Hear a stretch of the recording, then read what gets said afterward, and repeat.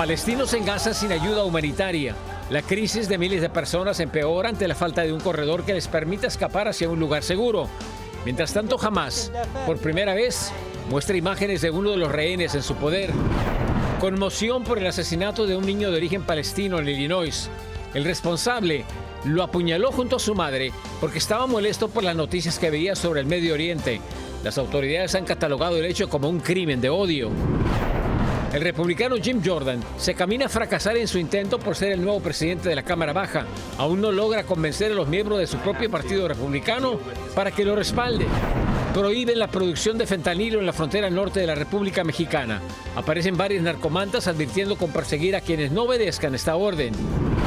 Miles de familias migrantes a punto de obtener asilo sufrieron los excesos de la tolerancia cero del expresidente Donald Trump y quedaron separados de sus hijos al ser deportados. Ahora podían vivir en Estados Unidos. Se cansaron de los abusos. Pobladores de Guatemala se rebelan y golpean a agentes policiales que se dedicaban a extorsionar a migrantes. Así iniciamos Cierre de Edición. Muy buenas noches, bienvenidos a Cierre de Edición. Les informa José Armando Ronstadt. Iniciamos con lo siguiente. A más de una semana del inicio de la guerra entre Hamás e Israel, continúan los bombardeos en ambos lados, mientras la crisis humanitaria para cientos de miles de civiles en la Franja de Gaza se agudiza. Y está con nosotros Dayanis López con los últimos detalles. Dayanis, buenas noches. José, muy buenas noches. Minuto a minuto aumenta esta crisis humanitaria para los cientos de miles de palestinos que se encuentran atrapados en Gaza y quienes han huido hacia el sur, al cruce fronterizo de Rafah entre Gaza y Egipto en busca de resguardo. Tras la falta de víveres, agua, albergues o luz, ahora enfrentan incertidumbre porque no hay un corredor humanitario. 10 días de bombardeos constantes entre Israel y Hamás le han robado la vida en ambas naciones a cerca de 4.000 civiles y han dejado a más de 10.000 heridos. Y mientras los misiles israelíes no cesan, minuto a minuto se sacan de entre los escombros cuerpos de mujeres, ancianos, hombres y pequeños. Water supplies are cut, stocks are pretty well out in most of these hospitals. Los hospitales en Gaza que se mantienen en pie dependen de los regeneradores de electricidad que en alrededor 24 horas colapsarán por la falta de combustible. El panorama es tan devastador que camiones de helado se convierten en refrigeradores para conservar restos de personas no identificadas. Por otro lado, para más de 500,000 de familias que han huido en busca de refugio hacia el sur de Gaza, la situación también es crítica.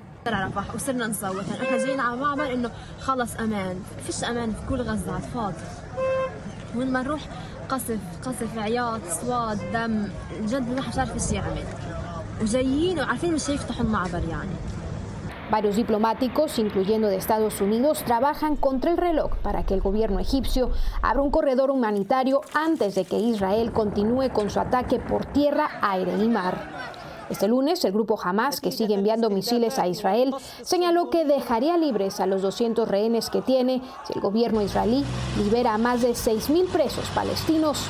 Además, publicó este video de una rehén francesa israelí, donde la víctima dijo que está en Gaza, que fue operada en un hospital, pero se encuentra bien y que la han tratado bien. José, mientras Israel continúa planeando su ataque por tierra, el Pentágono ordenó a unos 2.000 soldados que se preparen para un posible despliegue a las costas de Israel para apoyo médico y logístico. Y en las últimas horas se dio a conocer que el presidente Joe Biden visitará Israel este miércoles como un acto de solidaridad. Gracias, Dayani. Muy buenas noches. Y mientras crece la tensión diplomática entre Israel y Egipto para abrir un paso humanitario a las miles de civiles de Gaza en medio del conflicto, el grupo terrorista Hamás ha pedido a Israel la liberación de 6.000 presos palestinos a cambio de los rehenes israelíes en su poder, que se cree son alrededor entre 250 y 300 personas. Según el ex líder de Hamás, Khaled Meshal, entre los secuestrados se encuentran miembros del ejército de Israel. Y en video quedó registrado cuando un misil israelí golpeó muy de cerca a una ambulancia que transportaba a médicos y civiles. El Ministerio de Salud palestino compartió estas imágenes donde podemos apreciar el momento del estallido que impacta abruptamente a las personas a bordo, dejando algunas heridas y obligando a otras a buscar refugio. Según el gobierno palestino, el asedio israelí en la Franja de Gaza desde los ataques de Hamás ha cobrado la vida de por lo menos 2.700 personas, una cuarta parte de ellos niños. Y este fin de semana una tragedia conmocionado a Estados Unidos. Un niño de tan solo 6 años murió y su madre se encuentra gravemente herida después de haber sido acuchillados por un hombre de 71 años en un ataque presuntamente por odio racial e incentivado por la guerra entre Israel y Hamás. Laura Ortega nos tiene más detalles. El trágico suceso se desencadenó cuando el casero de la mujer llamó repetidamente a su puerta. Sin sospechar nada, esta respondió solo para ser sorprendida de manera abrupta por Joseph Scuba, quien la atacó de manera despiadada y propinándole 12 puñaladas. The mother, who's 32 years old, her name is Hanan, and attempted to stab her, and she ran into the bathroom and called 911, and by the time she came out, he had located and murdered her child, 6-year-old Wadia, by stabbing. Desafortunadamente, el niño identificado como Wadia Al-Fayoume, de origen palestino-americano, quien recibió 26 puñaladas, no aguantó la magnitud de las heridas y falleció en un hospital, mientras que la mujer de 32 años se encuentra hospitalizada y se espera su pronta recuperación.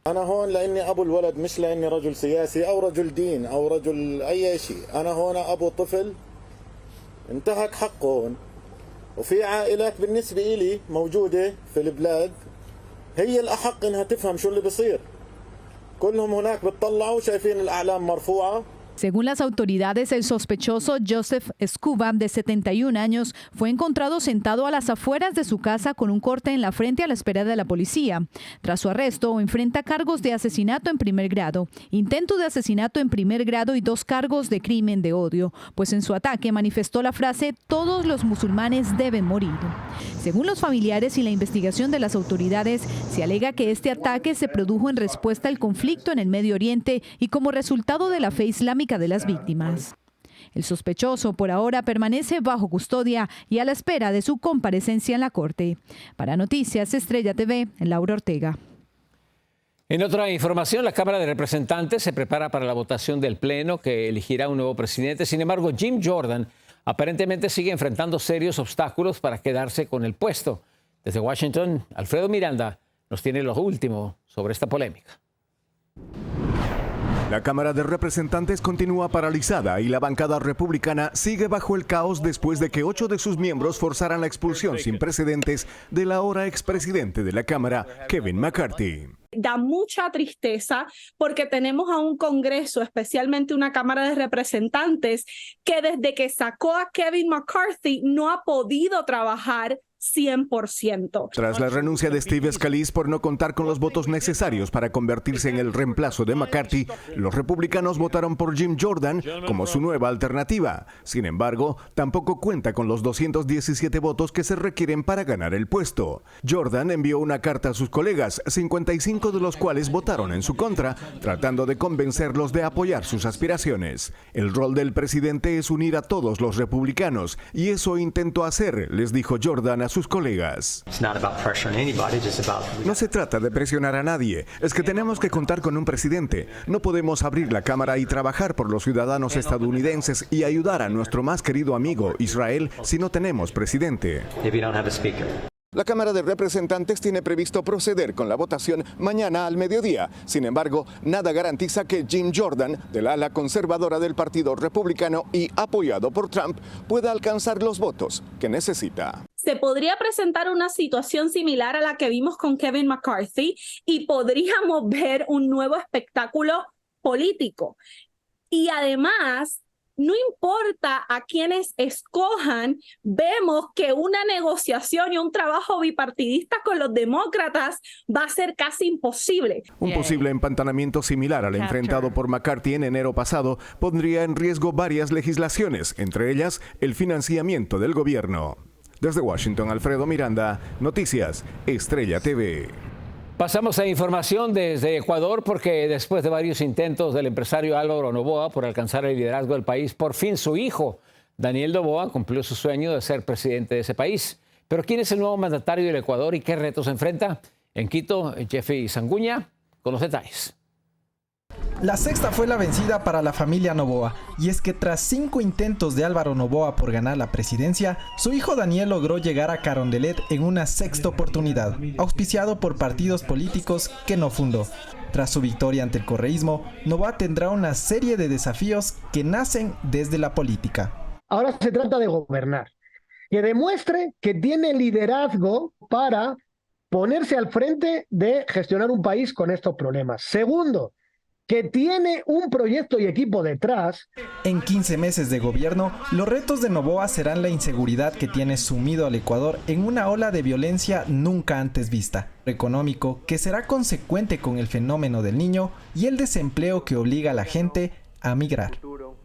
Lo cierto es que Noboa no es nuevo en la política. Fue legislador de la asamblea disuelta por el presidente Guillermo Lasso y ahora necesitará del nuevo parlamento para gobernar. Y ahí su bancada no tiene mayoría. La política será cómo Noboa incorpora, no incorpora, se pelea, no se pelea, representa o no representa a estos diferentes grupos. En ese sentido, ¿la gente tiene esperanza para que el gobierno de Noboa pueda cambiar al país en 15 meses? Bueno, siempre que hay un cambio de cualquier cosa, en este caso de gobierno, siempre hay una esperanza de que las cosas vayan a ir mejor. Hay una esperanza buena de que trabaje para esos meses y con miras a la reelección. O sea, un buen gobierno de este buen tramo, el pueblo le respaldaría como en esta ocasión.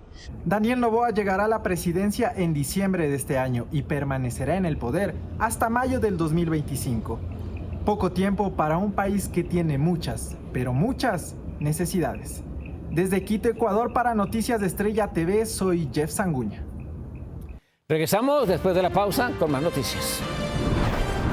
Vuelven a aparecer las narcomantas. Aparentemente los cárteles ya no quieren vínculos con el fentanilo. El fenómeno del niño avecina un invierno sin precedentes en este país. Y logran un acuerdo con el gobierno que habrá de beneficiar a familias migrantes separadas durante la administración del expresidente Donald Trump. Regresamos con los detalles.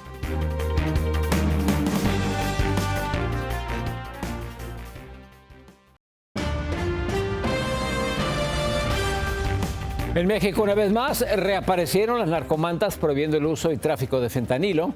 Decenas de ellas fueron expuestas en Tijuana, Baja California. Precisamente ahí está Vicente Calderón, que tiene todos los detalles.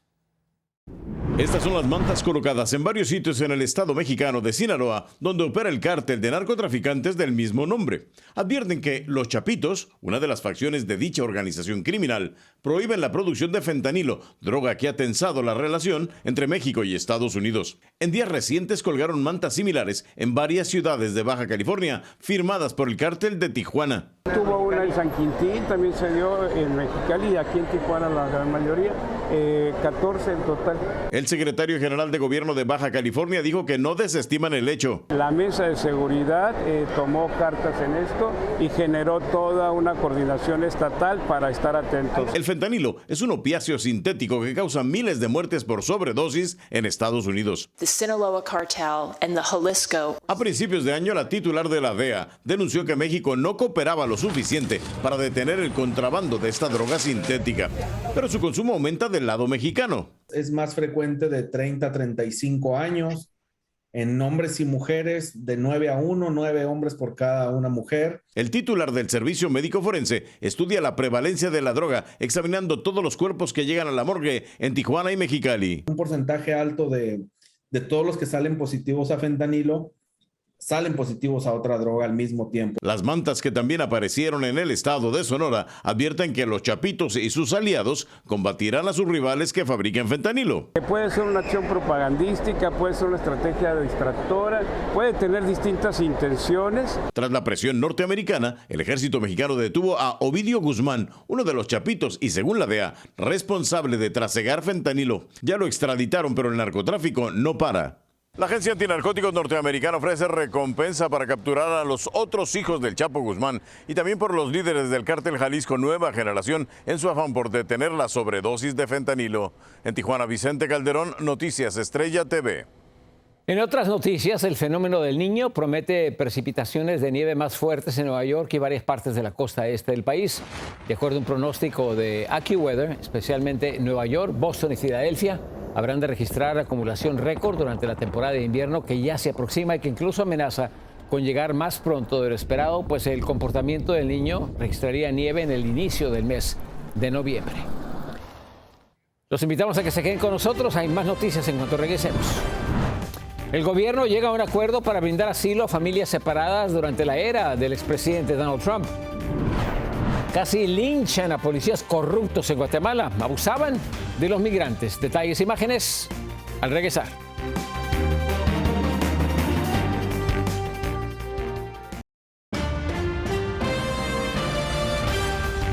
Cientos de familias de migrantes que fueron separadas bajo la ley de tolerancia cero de la pasada administración de Donald Trump ahora están a punto de obtener asilo en este país. En Mission, Texas, Reina Luna nos dice qué es lo que propone un nuevo acuerdo. Unas 5,000 familias que fueron separadas en la frontera cuando ingresaban irregularmente a este país en el 2018 bajo el programa Cero Tolerancia en la administración del expresidente Donald Trump accederían al asilo bajo un acuerdo judicial alcanzado hoy. En un comunicado, la Unión Americana de Libertades Civiles, ACLU, dijo sin embargo que este acuerdo solo no puede reparar el daño a estos niños, pero es un inicio esencial.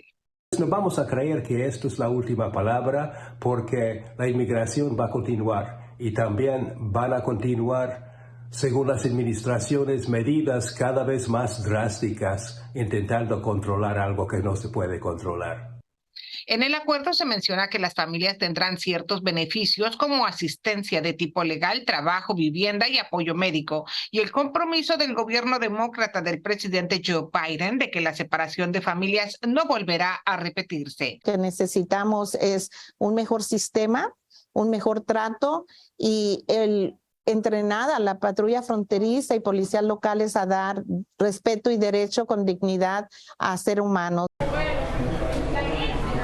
Bajo cero tolerancia se pusieron cargos criminales contra los padres y bajo la ley, un menor no puede estar bajo el resguardo de alguien que está bajo un proceso judicial. Sin embargo, las autoridades no supieron recabar los datos suficientes para asegurar que ese niño en el futuro sería reunido con sus padres. Así, muchos padres fueron deportados sin ellos.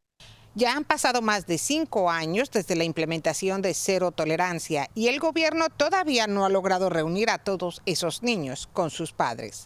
Desde Mission, Texas, Reina Luna, Noticias Estrella TV. Ahora vamos a información desde Guatemala, donde varios ciudadanos se cansaron de los abusos de varios policías que extorsionaban a migrantes para dejarlos transitar en el país. Los golpearon y amenazaron con lincharlos. En Guatemala, José Flores, con imágenes y detalles. 4 policías fueron retenidos por decenas de pobladores y obligados a devolverle a varios migrantes 8,000 quetzales, unos $1,000 que les habían exigido para dejarlos transitar en territorio guatemalteco y así no deportarlos hacia la frontera con Honduras.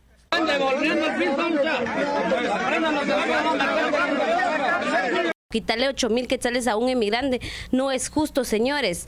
Piensen un poco en su familia, ¿a ustedes no les gustaría eso? Entonces nosotros también tendremos que apoyar a las personas porque todos pasamos por lo mismo. No se puede detener ni sacar billete, no. Luego de ser obligados a devolver el dinero de la extorsión, los agentes de la policía fueron golpeados varias veces por las personas quienes amenazaban con lincharlos debido a las acciones ilegales que tomaron en contra de los indocumentados.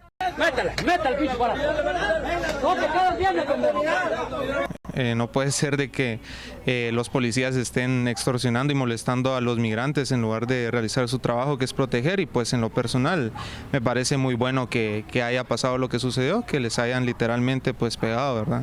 Las autoridades de la policía guatemalteca dieron a conocer que abrieron un expediente para investigar lo sucedido y determinar si dan de baja a los agentes involucrados en la extorsión cometida en contra de los migrantes. Muchos migrantes han afrontado enormes problemas para transitar en el país en los últimos días, ya que han sido explotados por traficantes de personas y ahora fueron extorsionados por los mismos policías. En Guatemala, José Flores, Noticias de Estrella TV. En otras noticias, 2 ciudadanos suecos han sido asesinados en Bruselas en la previa del partido Suecia contra Bélgica. El ataque quedó registrado en video cuando el hombre, que aún no ha sido identificado, atacó a las personas que vestían la camiseta de la selección sueca y no le bastó y las remató estando en el piso. Debido a este ataque, el partido entre las dos selecciones se canceló a medio tiempo. Las autoridades han determinado ese ataque como terrorista, pues se cree que el hombre tiene vínculos con el Estado Islámico. Regresamos después de la pausa con más información.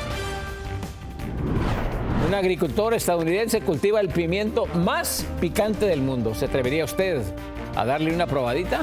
Regresamos.